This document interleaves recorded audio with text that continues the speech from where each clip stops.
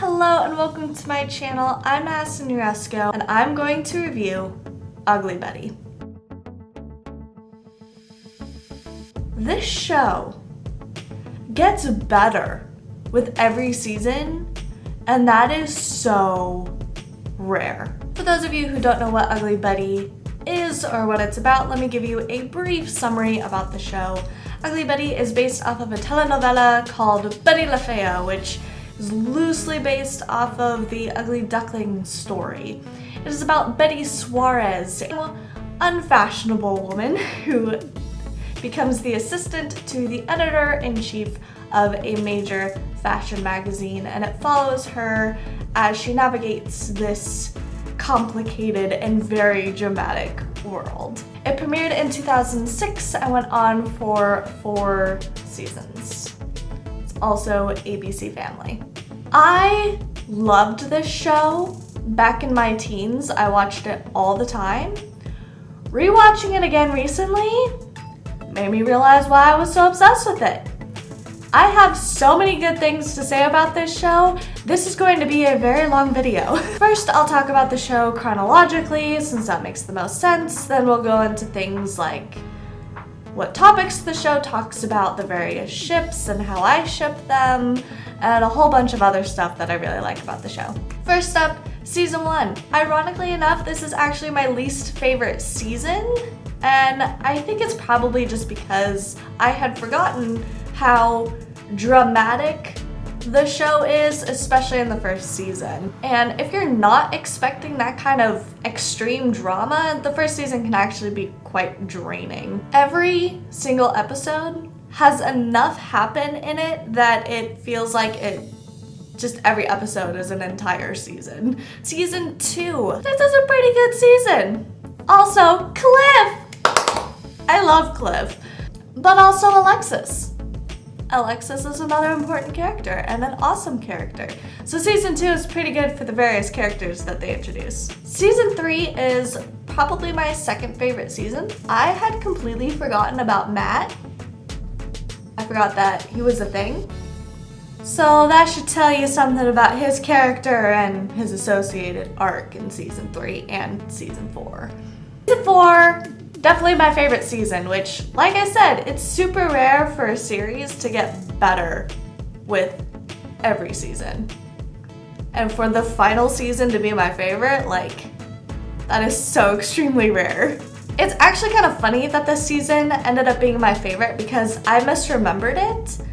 And from that misremembering, I was expecting to release a rant video about Ugly Betty, but they actually handled season 4 really, really well. So instead of a rant, you now get this review. I love the open ending, but I'll get into that later. Let's move into the characters.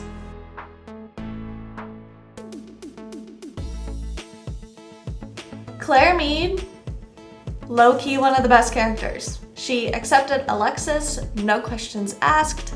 She just was like, yo, you're my daughter, I love you. She loves her family fiercely, ignoring the murderous tendencies that Claire Mead might have. You cannot deny that she loves her family with everything she has and would do anything for them. Finally, she hates Wilhelmina and will not let Wilhelmina get away with anything, especially if she knows about it. She stands her ground. Frickin' Banff. Mark St. James. High-key, the best character.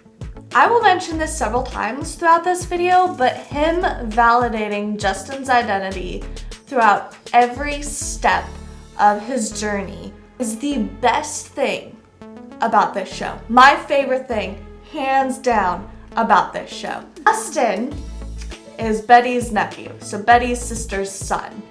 And it is assumed that Justin is gay. And there's a certain point, I believe it's season 3, where Justin's kind of struggling with his identity, so on and so forth. And Justin ends up saying, I'm not gay, and walks out of the room. Mark turns to Justin's mother, Hilda, and the rest of the family and says, if he says he's not, he's not.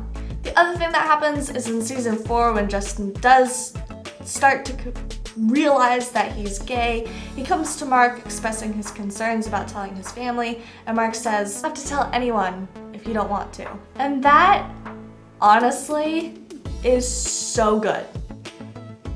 So good. I love it. I love that part of the show so much.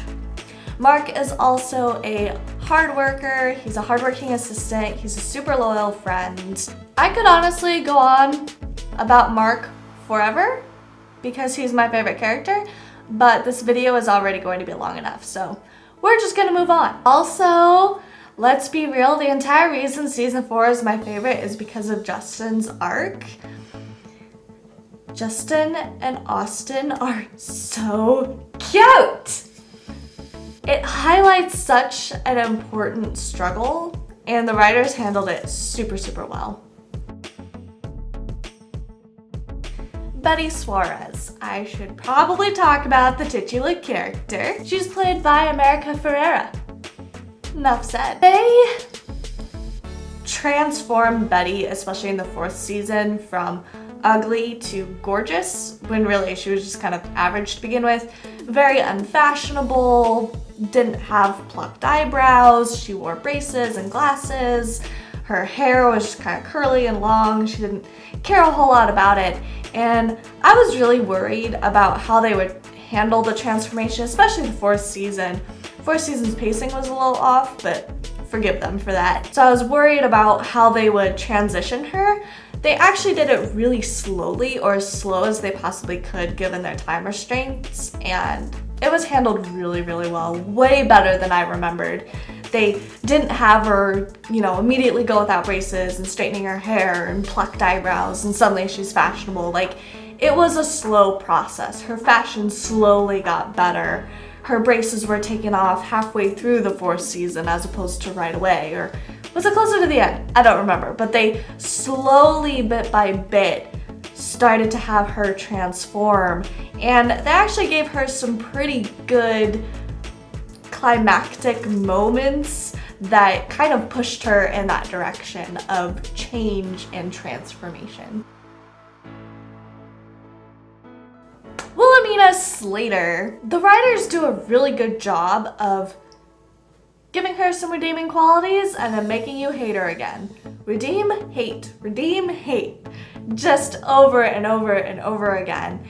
And that's kind of fun to go from like, oh man, I hate her, to, okay, well she has some redeeming qualities, to not, I hate her again, to, okay, there's some good in her, to just kidding, I hate her. That was kind of fun for me, because it's not like Whiplash. They just do it really, really well, and Wilhelmina Slater is an enjoyable, dislikable character. Amanda Tannen honestly becomes one of my favorite characters by the end. And of course I have to mention Daniel Meade. He is the symbol of growth. What I really like about what they did with Daniel's character is they showed that growth is not a constantly upward trajectory. It does this. It goes up and down a lot in a journey of growth. And I think that they did a really good job of showing that aspect of growth in Daniel Meade's character. Also, blue eyes. Family. It is so refreshing to watch a show that emphasizes family, and a healthy family at that, and the diversity of families, how family can come in all shapes and forms. There's no one way that a family can be. Betty's family is super loving and supportive, and when they fight, they work really hard to resolve it, and they resolve it in, dramatic ways sometimes, but ultimately healthy ways, where they don't run away from the conflict all the time. They deal with it, and that's so nice to see. Ugly Betty includes the complicated and sometimes murderous family of the Meads. It is not something to admire for sure, but they do the best to reconcile and love one another throughout it all, especially Claire, Alexis, and Daniel. I think they work really, really hard to come together as a family. And even Tyler towards the end of the show as well, kind of a little bit, tries to become part of their wacky, complicated family. The show also highlights that family is sometimes the people that we choose. Mark and Amanda, Bobby and Justin, Mark and Wilhelmina. And honestly, it is so beautiful. One of my favorite parts of the show is when Mark is apologizing to Amanda for how difficult it's been that she can't find her family, and Amanda just hugs Mark and says, "You're my family." And it's, I love it. It's just so cute and sweet and my heart. In shows like this, families often serve as either comedy that's borderline contempt, Everybody Loves Raymond, or just extreme drama. To have families with love as the center, even among conflict, we seriously need to bring that back. We need to bring back the concept of loving, happy, supportive families in today's entertainment. Ugly Betty dealt with some heavy issues. Trans identity. The ways they could have perfected upon this were to be to actually cast a trans woman in the role of Alexis Mead, but the fact that they even have a trans character and they mention trans identity in the first place in a show from 2006 is amazing. Like, the fact that there is any talk or any kind of representation of trans people and trans identity is just phenomenal. I do wish they had leaned into it a bit more and talked a little bit more about what it's like to be trans. They do have a couple of moments where Alexis mentions that she feels so much better, she's finally in the body that she was meant to be in, and the thing is, they never really talked about her struggles before her transformation, which I understand she wasn't necessarily the center of the show, but I just wish they'd leaned into it more. There was some moments in the show where Alexis Mead did talk about the anxieties that she had with dating and with sex and being out in the world as a fully transitioned trans woman. And it was kind of ironic because the woman who plays Alexis Mead is Rebecca Romaine. They actually had an episode with her husband where he hit on her, and she was super excited because, you know, she's been really nervous about dating and things like that. And it was kind of a good thing, I think, that they had her husband in real life, but on the show reject her and say things like, "Everyone knows who you are, you're a circus freak, why would I want to be with you?" And just kind of talking a little bit about those issues that I think several trans people feel just because they are so alienated and rejected. And I do wish that they had leaned more into that emotional moment and almost dragged it out a little bit more and, you know, mentioned a little bit more, maybe talked about how many trans people are murdered, you know, maybe. That the show had plenty of murders, they could have mentioned it. The fact that they did have some sort of trans identity mention in this show and to have a trans character in the show is huge and amazing, and they could have done more with it, but you know what, for 2006, I'll take what I can get. Sexual identity. Justin's struggle with his sexual identity is one of the best parts of the show. It's kind of a shame that they only go into it in the 4th season and it's a bit rushed, though. They only really explored it in season 4. Mark talking about his struggle with how his mother rejected him for who he is was also a pretty meaningful moment. I mentioned this before, but Mark validating Justin's feelings through every step of his journey with his sexual expression and identity. Let's take notes. It is so good. So good. Validation, people. It is so nice. Addiction. Drugs, sex, alcohol. The show has it all, and the pitfalls of addiction. I do wish they had leaned into it more. A lot of these issues are kind of surface level in terms of their exploration of them, but showing them at all, especially alcoholism, even Daniel getting into drugs a little bit and his struggle with it was a really good thing to have, was to just show it. I do wish there had been a little bit more consequences, such as a little bit more of a struggle with getting over these addictions. They did that a little bit with Tyler at the end and struggling to stay sober and stay clean. But otherwise, these were just kind of more surface level, but the fact that they brought them up at all is kind of awesome. Especially in a show that tackles so much, just simultaneously. There's just so much to this show. Grief.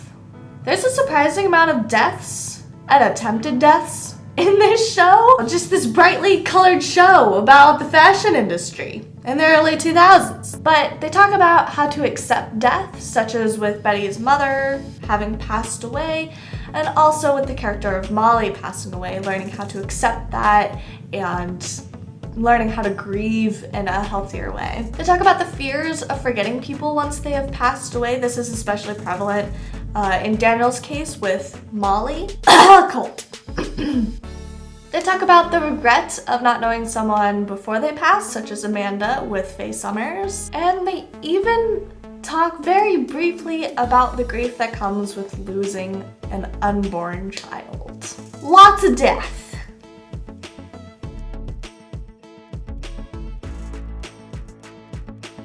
One of the things that I would criticize the show for is not diving deeper into what was the heart of the show, which was the fact that Betty, who was ugly and more so just average, tried to fit in and navigate the world of fashion. They talk about it briefly and every once in a while, but there's nothing that hits hard, you know? There's no hard hitting like body image issues. Like, yes, they talk about body image issues and they have an episode where an average woman does a photo shoot and then they Photoshop her so that she's ridiculously skinny. And Betty does talk about that's not what women look like. We should have fashion for average women, average and plus size women and people, and fashion should be accessible to everyone, and yet we're limiting it to the skinny and the rich. But they don't do anything more with it. There's not a whole lot of exploration with, especially Betty's body image, being in that world. They could have leaned into it more. They lean more into how bubbly and ambitious she is, which is awesome. I love it. But I do wish that there had been just a little bit more talk of being an average woman working in the fashion industry. Ships. I'm going to go in order of the people I ship the least with Betty to the people I ship the most with Betty. But I'm going to exclude people like Jesse and Ezra and the fireman guy.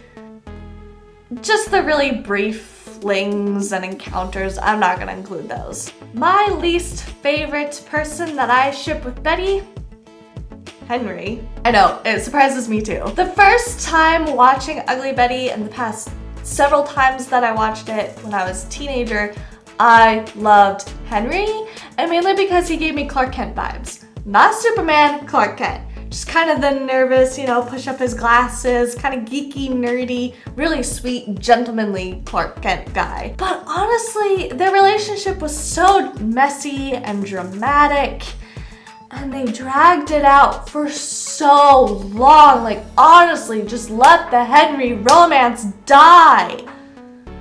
Ugh. I think that's ultimately what led me to dislike Henry and Betty's relationship, is just how often it kept coming back. It was like, good, the Henry thing finally died, they're done. And then Henry would come back. And it was just so exhausting, and I think that's ultimately what led to me not shipping Henry and Betty anymore. Walter. I feel like he gets gypped. Like, he's Betty's first boyfriend, time, pretty much everything. And he gets so eclipsed by Henry that we pretty much forget that Walter exists at all. And I just feel so bad for him because he seems so sweet. But hey, it's okay. He gets redeemed in the Big Bang Theory. Matt. I forgot he existed. Even when writing the script for this video, I almost forgot he existed. So that should tell you a lot about him. Like, I like him, but he's just kind of forgettable, obviously. Honestly, I preferred him with Amanda and not Betty. Daniel. This is where we get into the open ending of the show. For those of you who don't know, the show ends with an open ending of not knowing whether or not Daniel and Betty do end up getting together, and I really, really like that. The reason I like it so much is because we as the audience get to choose what happens with them. In my teens, when I was watching this, I shipped them so hard. I wanted them to get together so bad. Rewatching it again several years later at my current age, I kind of prefer them as just best friends. And in any case, Betty and Daniel's relationship is so amazing and wonderful and just so enjoyable to watch that whether or not they do end up together, whatever decision you make, their relationship is just wonderful to watch. Gio. He is my absolute favorite guy with Betty. He encourages her to go after her dreams. He's ultimately, in my opinion, the best guy for her. Plus, they had the whole best friends and lovers thing going on, and I am a sucker for that. So honestly, I really wish that Betty and Gio had gotten together, just because I think they would have pushed each other to improve while also learning to accept each other where they are. But I loved Gio the best. Honestly, this is just an amazing show and I highly recommend watching it. There's nothing like it, not even in today's modern entertainment. Not even 15 years later do we have anything comparable to Ugly Betty. It just explores so much and it does it pretty well. It's dramatic and it's silly, but it also has a lot of hard-hitting stuff and a lot of heavy topics and a lot of really wonderful characters that really and truly make this show one of the best that I've seen recently. Thank you guys so much for watching. I hope you enjoyed this video. Like, comment, share, subscribe, and hit that bell button for notifications every single time I post, and I hope to see you all in the next video. Bye! Thank you so much to my patrons Cam, L, MW2 Hands, and Nadine. You're all so amazing, and thank you so much for your support. It means the absolute world to me. I don't know what I'm doing.